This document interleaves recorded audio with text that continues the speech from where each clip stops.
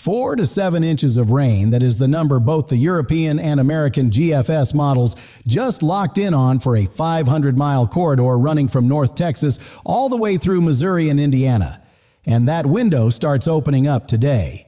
On top of that, the Storm Prediction Center has 2 separate severe weather setups already on the books for this week, Wednesday, March 4th and Friday, March 6th, with damaging winds, large hail, and tornadoes all on the table for both days. And buried underneath all of this, there's a pattern split between the 2 biggest models on the planet that could determine whether mid to late March goes down as a historic warm stretch or a brutal return of winter with multiple major snowstorms. And right now, nobody can tell you which one is right. We're going to lay it all out for you today, city by city, day by day, threat by threat, and we're going to be straight with you about what's actually coming versus what's still a coin flip. Because you deserve real information you can actually use. Let's start with what's happening right now. Because today, Tuesday, March 3rd, is already an active day across a lot of this country. And we want to make sure everyone knows exactly what they're waking up to. Starting up in the upper Midwest, Minneapolis and St. Paul are both sitting at a high of just 34 degrees Fahrenheit today, with 1 to 2 inches of snow and gusty winds between 15 and 25 miles per hour. And those wind chills are still making it feel well below freezing. So if you're heading out in the Twin Cities, dress accordingly. Milwaukee is at 36 degrees Fahrenheit with 1 to 3 inches of snow and winds 15 to 25 miles per hour. Madison. Wisconsin also at 36 degrees Fahrenheit with snow showers and gusty winds. Chicago is at 36 degrees Fahrenheit with 1 to 3 inches of snow coming down, and that whole Great Lakes corridor is dealing with this transitional cold system that's moving through today. Detroit is at 38 degrees Fahrenheit with snow showers. Toledo. Ohio at 40 degrees Fahrenheit with a snow and sleet mix. Cleveland at 40 degrees Fahrenheit with lake effect snow showers and winds 15 to 25 miles per hour. And here's the thing about that Great Lakes setup. Even 1 to 2 inches of snow on roads that are sitting right at the freezing mark is enough to create genuinely dangerous travel conditions. So don't let those mild-looking temps fool you. Columbus. Ohio is at 40 degrees Fahrenheit with 1 to 2 inches of snow and gusty winds.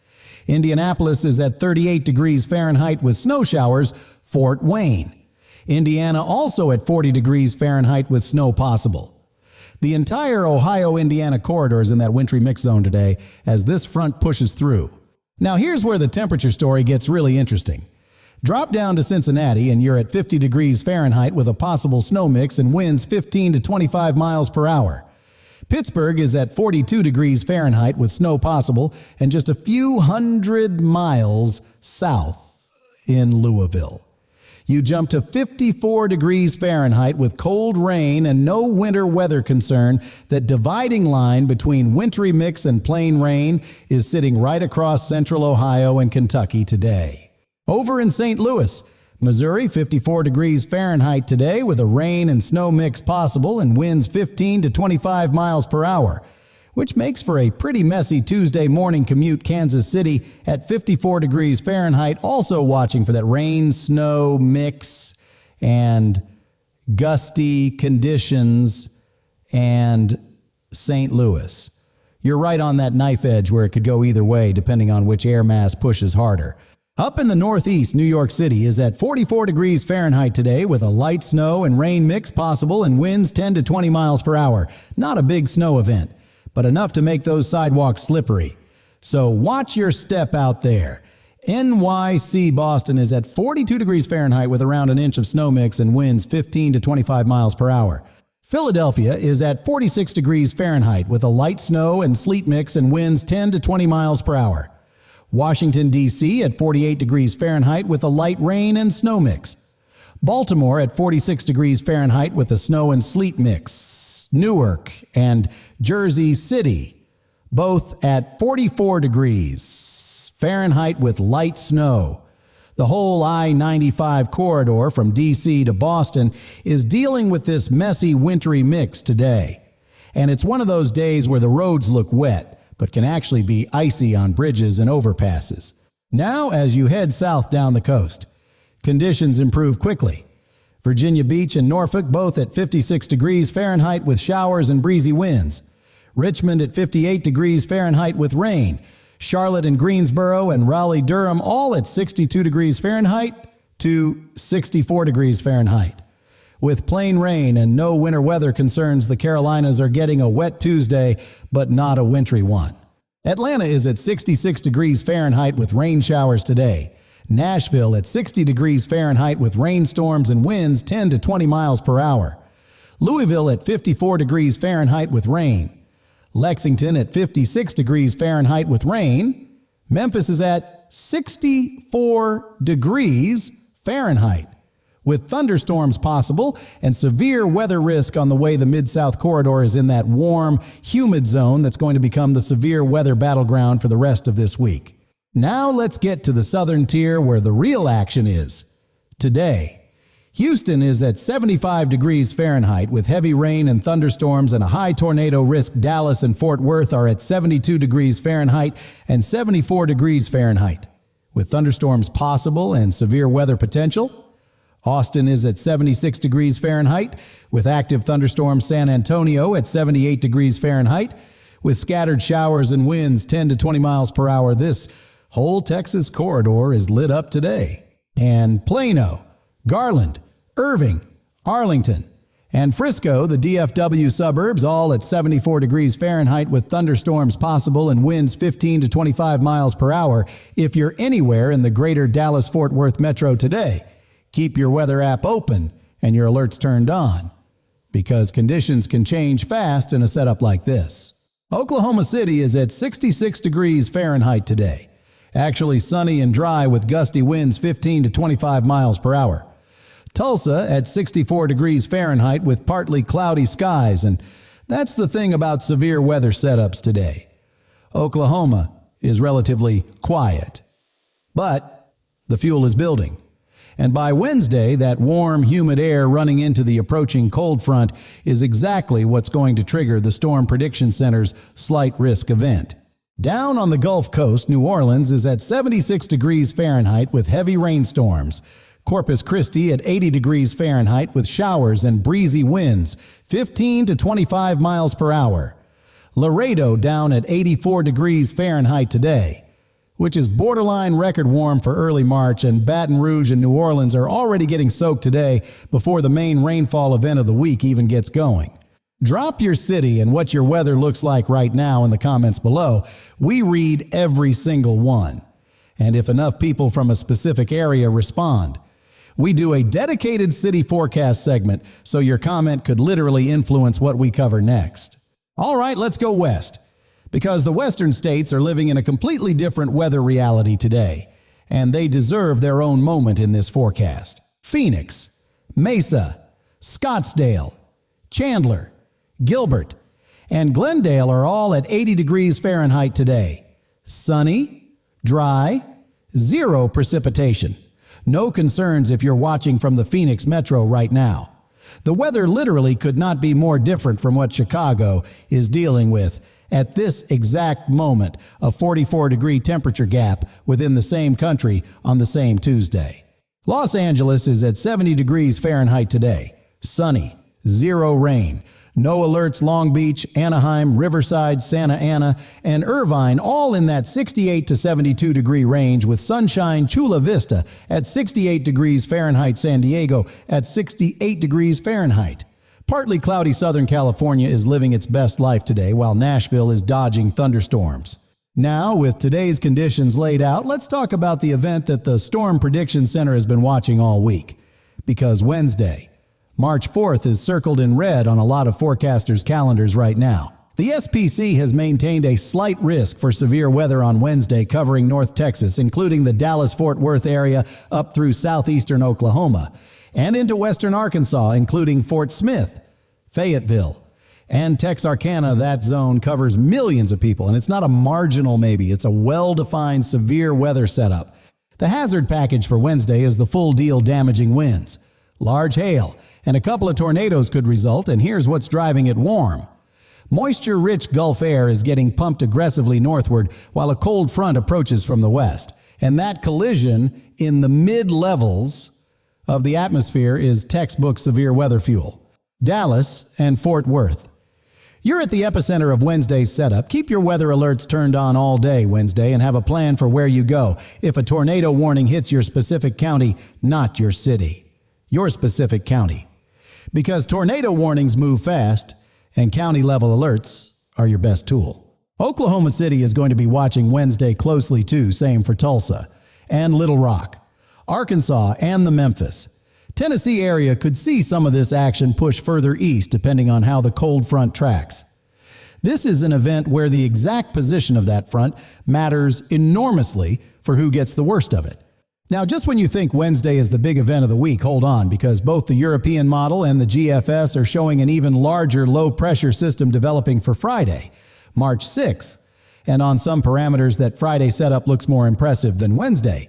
For Friday, March 6th, a stronger low-pressure system is expected to develop off the eastern slopes of the Rockies and then move northeast toward Nebraska and western Iowa. And that classic track is exactly the kind of setup that produces widespread severe weather on the warm side and a significant snowstorm on the cold side simultaneously.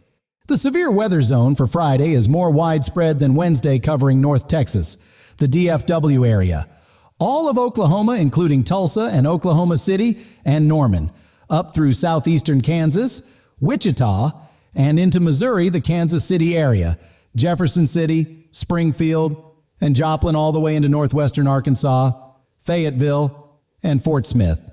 Damaging winds and hail should be the main hazards Friday. But tornadoes cannot be ruled out, especially in the southern part of that zone in Texas and Oklahoma, where the surface moisture is richest, and that Friday setup has been showing up consistently on both major models, which gives forecasters more confidence than a single model signal. And on the backside of that Friday system, this is where the snowstorm conversation starts if you live in the Nebraska Panhandle, South Dakota, or up into Minnesota. The cold side of that low could deliver a legitimate snowfall event. And we're going to be watching that setup very closely as Wednesday and Thursday model runs come in. Now let's zoom out and talk about the flooding picture. Because the severe weather is getting most of the headlines, but flooding might actually be the bigger story by the end of this 10-day stretch, and here's why that matters. The 4 to 7 inch rainfall total that both models agree on running from North Texas through Arkansas, eastern Oklahoma, Missouri, Illinois, Indiana, and western Ohio. That number by itself sounds manageable, but here's the thing, those totals are falling across the same areas. Storm after storm, without any meaningful dry period in between. The model is showing one storm system moving through, then a second one developing right behind it, then a third, and when you're stacking 2 to 3 inch rainfall events back to back onto soil that's already saturated from the previous round, every creek, stream, and river in that corridor gets progressively closer to its banks with each passing system. By the second week of March, around the 8th through the 15th, soil moisture across the North Texas through Ohio corridor is going to be anomalously high. And any creeks or tributary rivers that aren't already bank full after this first round are almost certainly going to be after the second one that's not fear-mongering. That's just the math of repeated rainfall on saturated ground. Flash flood risk is going to be worth watching Tuesday through the weekend from eastern Missouri through Illinois, Indiana, and into western Ohio, and that excessive rainfall risk shifts and expands from day to day as each new storm system develops. So even if today's system doesn't flood your area, keep your eye on Wednesday and Thursday too. Little Rock, Arkansas.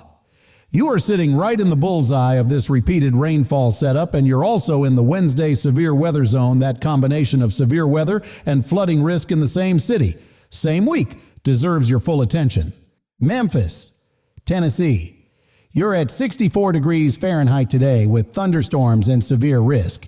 And you're in the middle of that 4 to 7 inch rainfall corridor. Keep your flood alerts on and know your local river gauge levels, because the Mississippi River system doesn't forgive repeated heavy rain events without consequence. For everyone in the Ohio Valley, Cincinnati, Columbus, Indianapolis, Pittsburgh.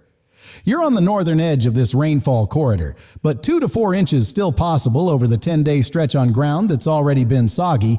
Keep an eye on your local flood alerts, especially overnight, when flash flooding tends to catch people off guard. Here's a question for everyone watching.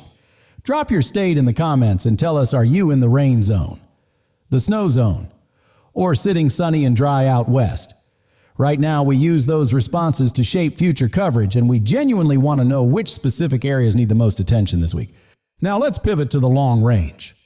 Because beyond this first active week, the models are telling two completely different stories about mid to late March, and the gap between them is genuinely one of the biggest model disagreements we've seen all year. Here's where both models agree after the Wednesday and Friday severe weather events pass. A massive warm-up is coming, and when we say massive, we mean temperatures running 20-30 and in some areas up to 40 degrees above normal for the March 6th through 8th weekend. That is a remarkable warmth signal, and both models are on board with it. The Mid-Atlantic and Ohio Valley could see some of the most impressive above-normal temperatures of the coming weekend, and for cities that have been dealing with cold rain, snow, and ice all week, that rapid warm-up into the 60s and 70s is going to feel absolutely fantastic, like a sneak preview of late spring. But here's where the models completely part ways, and this is the part you need to pay attention to if you live anywhere in the eastern two-thirds of the country. Because what happens after that warm-up is where the European model and the GFS are telling two very, very different stories. The European model is going all in on a return to winter. After that warm stretch, it's showing a major trough digging deep into the central and eastern U.S. starting around Friday, March 13th. That would mean 10, 20, maybe 30 degrees below normal temperatures returning, and that kind of trough is a setup for major snowstorms in the Mid-Atlantic and Northeast. The European model is specifically showing a significant low pressure and snowfall developing over Kansas, Oklahoma, and Texas around that March 13th time frame, primed to move along the jet stream, which in the right track scenario could mean a nor'easter type event for the Northeast, and that setup would be genuinely wintry for mid-March. The Rockies would see multiple feet of snowfall in that European model scenario. The Plains and Midwest would see above average snowfall totals, and the Mid-Atlantic and Northeast would see above average precipitation overall. That's a pretty significant wintry second half of March, if the European model is right. But, and here's the thing, the GFS is telling a completely different story, and its version of late March is not nearly as wintry. The GFS is holding on to that southeast ridge much more aggressively, which would keep temperatures average to above normal along the east coast, even after a modest cool down 5 to 7 degrees below normal at worst. Not the 20 to 30 the European model is showing. The GFS version of the snowfall picture is quite different too, less for the Ohio Valley, Mid-Atlantic, and Northeast more of a central U.S. trough scenario where the snow goes to the plains and Midwest, and that's a fundamentally different weather pattern for tens of millions of people compared to what the European is showing. So, where does that leave us for mid to late March, honestly? This is one of those forecasting moments where you need to keep both scenarios in your head. Enjoy the upcoming warmth this weekend. But don't put the winter gear in storage quite yet, because the European model has earned its reputation for a reason, and its wintry signal is not something to dismiss out of hand. The key date to watch for the model resolution is going to be Thursday and Friday of this week as we get closer to that March 6th to 7th system. Both models should start to lock in on what happens afterward, and that's when we'll have a much clearer picture of whether the European or the GFS is on the right track. Minneapolis is at a high of 34 degrees Fahrenheit today, while Miami is at 84 degrees Fahrenheit. That's a 50-degree difference across the same country on the same Tuesday morning, which is actually a textbook illustration of what a transitional weather pattern looks like when winter and spring are arm wrestling for control of the continent. That front is the battleground for the Wednesday severe weather setup and by Thursday and Friday, as Gulf moisture continues pumping northward into that warm air mass. Dew points across the southern plains are going to be running unusually high for early March, and high March dew points are exactly the kind of ingredient that can turn a squall line into a tornado outbreak. Let's also get specific about some cities in the moderate range zone that don't always get called out in national forecasts. Omaha is at 50 degrees Fahrenheit today with possible snow and wind. Lincoln. Nebraska at 52 degrees Fahrenheit with possible snow. Wichita at 60 degrees Fahrenheit and breezy. And all three of those cities are going to be watching that Friday system very carefully because they could end up on the snow side or the rain side, depending on exactly where the low tracks. Tulsa is at 64 degrees Fahrenheit and partly cloudy today, but Tulsa. You're in the Friday severe weather zone, so don't let today's quiet conditions lull you into thinking this week is going to stay that way. Oklahoma City at 66 degrees Fahrenheit and sunny today. Same story. The calm before the storm is a real thing in severe weather setups, and this week is a textbook example. Now let's step back and look at the really big picture for the rest of March, because I want to make sure everyone understands the overall story arc here, not just today's conditions and this week's storms, but where this whole month is heading. Week 1, March 1st through the 8th, is the week we've been talking about mixed precipitation across the Great Lakes and Midwest today. Back-to-back severe weather setups Wednesday and Friday across the southern plains. Flooding rainfall totals from North Texas through Ohio. And a massive warm-up coming for the weekend. Week 2, March 8th through the 15th is where it gets really interesting, because we're going to see more rounds of precipitation from the Gulf Coast up through the Tennessee and Ohio river valleys. And by then, the soil is going to be so saturated that flooding risk in week 2 could actually be worse than week 1, even if individual rainfall events are similar in intensity. And then the back half of March beyond the 15th is where that European versus GFS model battle gets settled one way or another. Either the European is right and winter makes a dramatic comeback with major snowstorms, or the GFS holds and we stay in a relatively mild pattern, and that outcome is genuinely up in the air right now. Here's what both models do agree on for the broader March picture. Well above normal precipitation across the central U.S., particularly from the plains through the Ohio Valley, above normal snowfall for the mountains out west, and a gradual warming trend for most of the east through mid-month before that potential pattern change. The northern plains, upper Midwest, Great Lakes, and New England are all expected to see continuing shots of snow through mid-March Minneapolis, St. Paul, Milwaukee, Madison, Detroit, Buffalo, and Boston are not done with winter yet, even if the big warm-up this weekend makes it feel like spring briefly. Another cold shot is likely before mid-month. Now here's the part of this forecast that I want to leave you with, because we've talked about a lot of individual events and individual cities. But I want to zoom all the way out and give you the one-line summary of where this March is headed. This is shaping up to be one of the most active first halves of March. In recent memory, you've got back-to-back severe weather events, a major flood risk across a 500-mile corridor, a dramatic warm-up coming into the weekend, and then a genuine question mark about whether winter makes a significant return for the back half of the month that neither model has resolved yet. One more thing before we close out, we want to hear from you.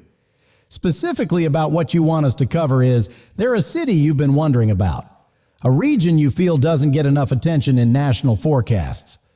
Drop it in the comments below with your zip code or city name, and we'll do our best to work it into tomorrow's update.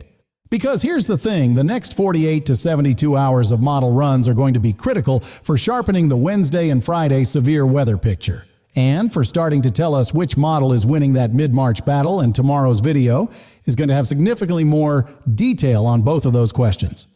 The overnight model run coming in later tonight could shift the Wednesday severe weather zone meaningfully in one direction or another, and if either model starts to break the tie on the mid-March cold versus warm question, that is going to be the lead story in tomorrow's forecast. So check back tomorrow morning, because this story is actively evolving.